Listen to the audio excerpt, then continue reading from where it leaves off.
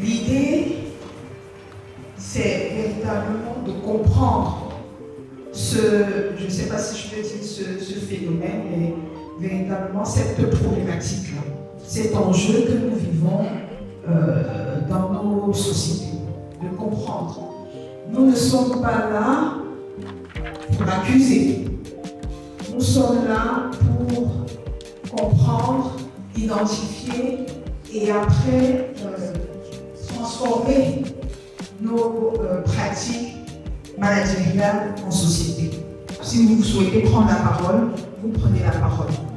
Donc l'échange va se dérouler en 3 phases. Il y aura une phase d'identification. Qu'est-ce qu'on appelle management toxique? Il y aura une phase de prévention. Quels sont les dispositifs qu'on peut mettre en place pour prévenir le management toxique? Et ensuite, une phase de réflexion à mener, à pousser pour pouvoir transformer les pratiques dites toxiques en entreprise. Le management toxique se cache également dans la boule qu'on a au ventre lorsqu'on se prépare le matin pour aller au travail. On est stressé. Il se cache dans les cheveux qu'on commence à perdre à cause du stress. Il se cache également dans les crises de larmes des femmes. On pique souvent sans aucune raison, on commence à devenir très émotive. Le management toxique, toujours aussi sur moi, se cache également dans les organisations dans lesquelles la performance est attendue toujours plus haut, pendant que l'humain lui progressivement s'efface. Il se cache également dans les organisations dans lesquelles la communication choisie, c'est le commensal. Des humiliations en réunion, des décisions qui changent en fonction de la personne à qui on donne l'instruction, et surtout une perte de confiance de la part du collaborateur. Donc pour moi c'est ça le management. Donc des comportements nuisibles, mais dans un environnement en fait qui ne permet pas de les éliminer ou de les éliminer. Les premiers signaux invisibles d'un environnement de travail qui devient toxique. Alors, ce qu'il faut dire, c'est qu'il faut déjà voir comment l'humain perçoit le travail, parce qu'ils sont influencés par l'extrême imprévisibilité de leur hiérarchie. La personne va être dans un piège qui fait qu'elle arrive à chaque fois, elle délibère toute seule dans son bureau, mais quand il faut prendre la décision, quelque chose va se passer là, qui va installer une sorte de sécurité, qui fera qu'elle ne peut pas dire. C'est des je ne sais pas, je ne crois pas, je crois que je ne. Il y a beaucoup d'hésitation. Chez des gens qui sont pourtant des cadres. On vous dit, je ne veux plus travailler dans cette entité-là. Je veux changer. Donc ça, c'est quand on est dans une entreprise qui le permet. Parce qu'il faut aussi il faut être dans une entreprise qui permet d'envisager de pouvoir changer de direction, voire même de ville.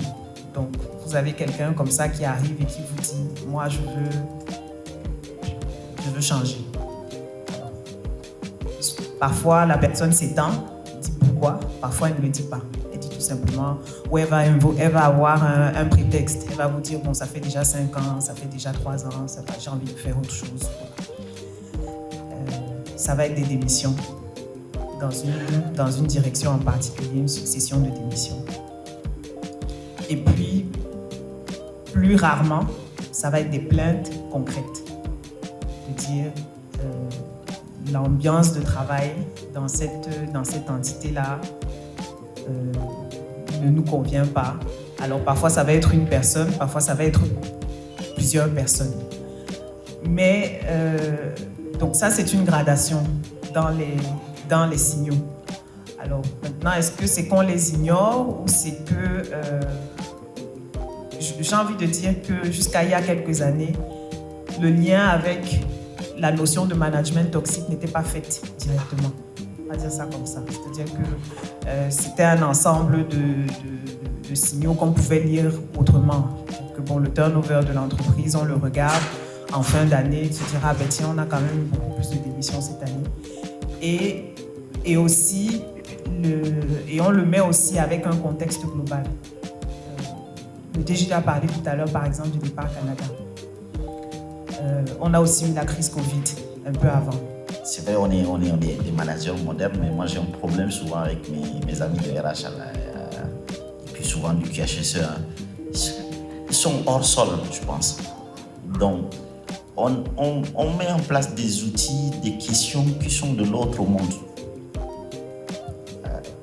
La notion de feedback, ça n'existe pas chez nous. Qui va dire la vérité à son boss dans notre culture qu'on connaît là? Il y a déjà des cultures où si tu demandes à une personne, je l'ai constaté, parce que quand même j'ai au moins deux grandes cultures du Cameroun avec moi. Je suis sahélien et j'occupe une culture très ouest. Les gens ne disent pas je vais bien. Ça peut aller. Ça pourrait aller. Ça va aller. Donc un comme celui-là qui n'accepte pas de dire qu'il va bien, c'est pas le feedback au manager qu'il fera. Donc ça veut dire que les questions pour moi doivent être tropicalisées, adaptées, adoptées. Qui fait la tontine avec qui? Peut-être posons cette question. Vous êtes combien dans la tontine à l'usine? Si on ne formalise pas le dessus de couloir ou les lectures de lignes par des enquêtes vraies, on participe aux funérailles de qui est resté au funérailles jusqu'au matin, qui n'est pas resté. Parce que tout le monde observe. Hein? J'ai eu funérailles, tu n'es pas allé. Donc du coup, la qualité d'info que je vais te passer va être impactée. Et donc du coup, la façon dont je vais te faire des livrables vont être impactées. Et donc demain, si on apprend que tu as fait quelque chose, on veut te sanctionner, je veux pincer. Dans une culture donnée peut absolument avoir l'effet inverse dans une autre culture. Et tant qu'en tant que manager, on ne prend pas ça en compte, on peut toujours être étonné de faire des bonnes choses, mais de ne pas avoir de résultats. Parce qu'on ne tient pas compte du contexte dans lequel on évolue. Et c'est en ça que j'apprécie le fait d'être sur le terrain et de leur parler, de leur expliquer. Néanmoins, je mets un bémol sur ne pas mettre l'humain au centre. Parce qu'en fait, qui constitue l'entreprise? C'est nous. Ce sont les humains.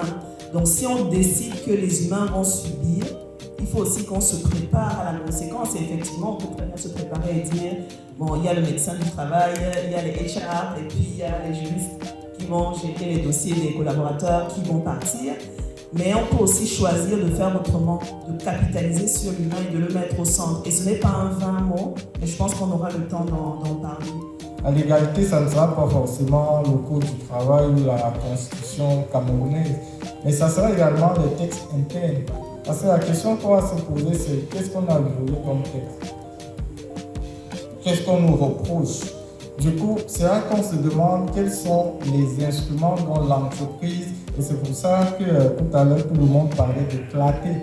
Quels sont les documents, les textes, par exemple les codes d'éthique, les codes de conduite, est-ce que ça existe dans nos entreprises? Parce que ce sont ces textes-là qui viennent généralement compléter la loi lorsqu'elle n'a pas légiféré sur tel ou tel point. Et donc, lorsqu'on se retrouve dans des entreprises modernes, voilà le genre d'instruments qu'on va mettre en avant.